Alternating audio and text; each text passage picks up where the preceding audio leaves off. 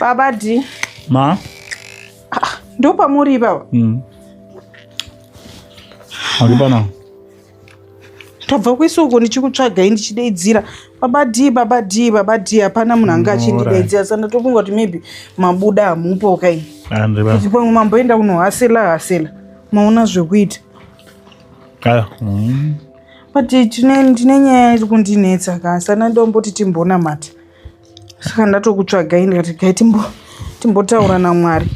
Zvinoshata regai nimbochambisha.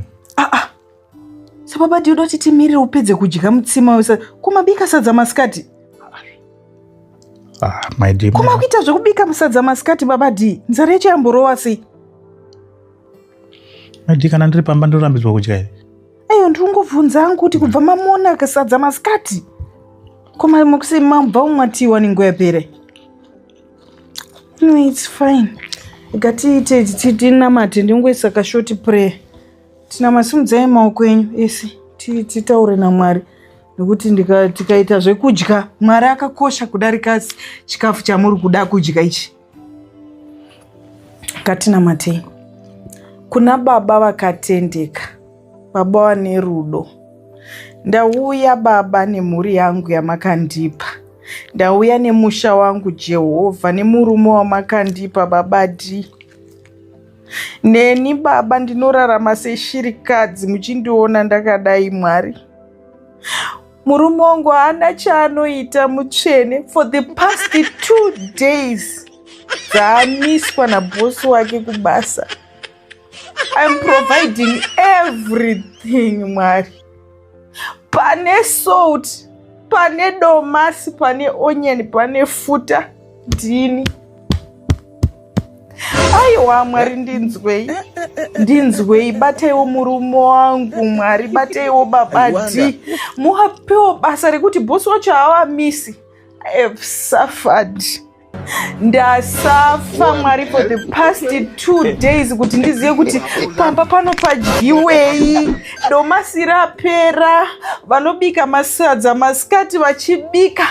Nekuda kwangu inini Mwari. I have suffered Mwari. Aiwa ndibatsireiwo Mwari. Itaiwo kuti murume wangu aunewo basa.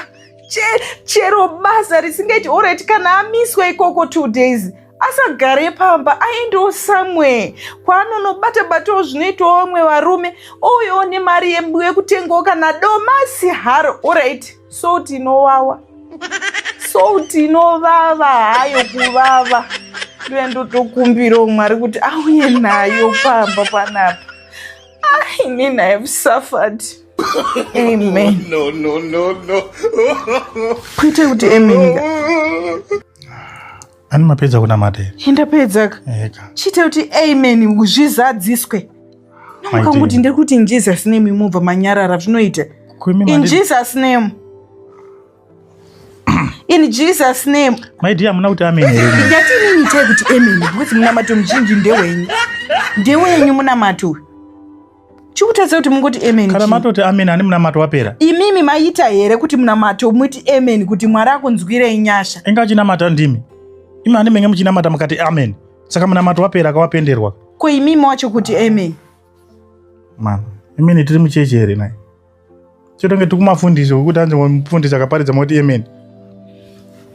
Mbonosuka zvimapureti zvako. Munondosuka mapureti maiti ani ndichiri kudya. Muchiuda sadza. Inini akakomana. Munogoti muchiri kuda sadza ani manitora sadza rangu mukati tikunamata apa tichiti. Baba D, sadza ravo fungai senda to ndichinamata.